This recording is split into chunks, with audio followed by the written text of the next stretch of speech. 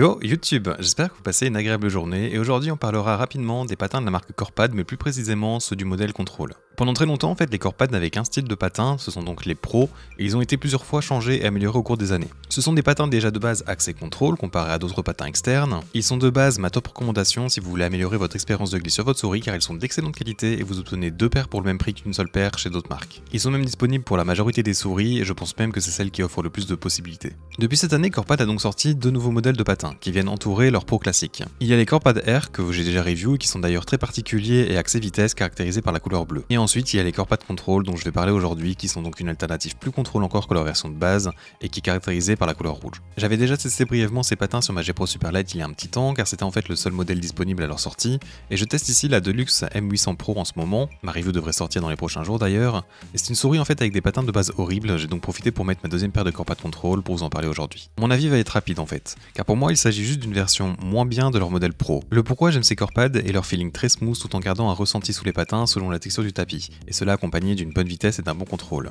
Et bien ce modèle vous fait perdre effectivement un poil de vitesse et donne l'impression qu'ils sont un peu plus fins et vous fait perdre énormément ce ressenti glisse agréable comparé au pro. Je les ai testés sur du tissu, de l'hybride, du verre, ainsi que sur le nouveau tapis eSport Tiger Wixang 2 qui a donc un revêtement très lisse.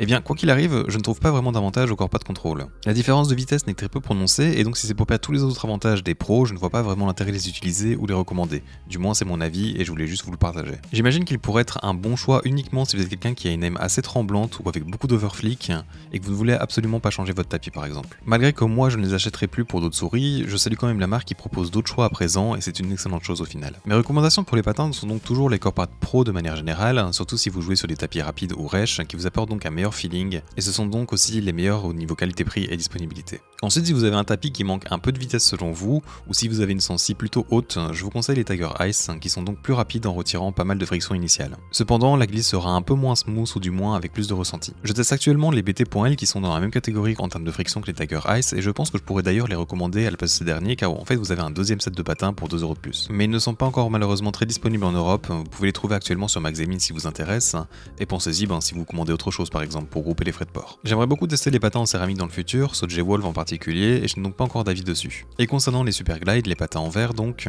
cela peut toujours être une bonne recommandation dans certains cas précis mais je trouve personnellement que je suis plus constant avec du PTFE, j'ai donc décidé de ne plus trop les utiliser. Voilà, c'est donc tout pour cette petite vidéo, j'espère qu'elle a pu t'aider et que tu l'as appréciée et si c'est le cas en fait n'hésite pas à lâcher ton petit pouce bleu avant de partir si tu veux bien.